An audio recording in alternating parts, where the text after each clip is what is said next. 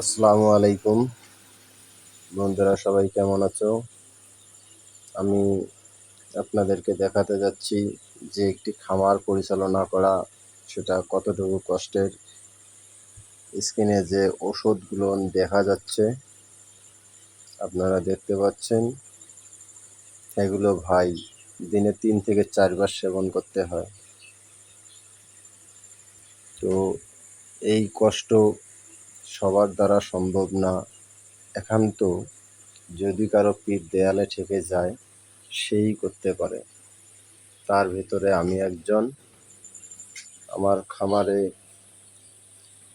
আমি মুরগির জন্য যে খাদ্যটা ব্যবহার করি সেটা দেখাচ্ছি আপনাদেরকে।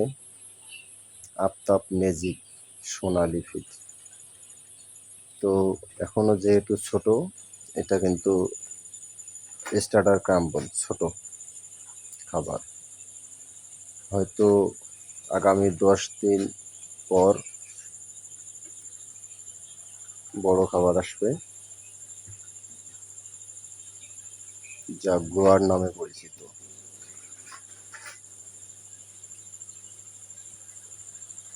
সবাই আমার জন্য দোয়া করবেন যেন এত পরিশ্রম করে সফলতা আনতে পারি ভাই।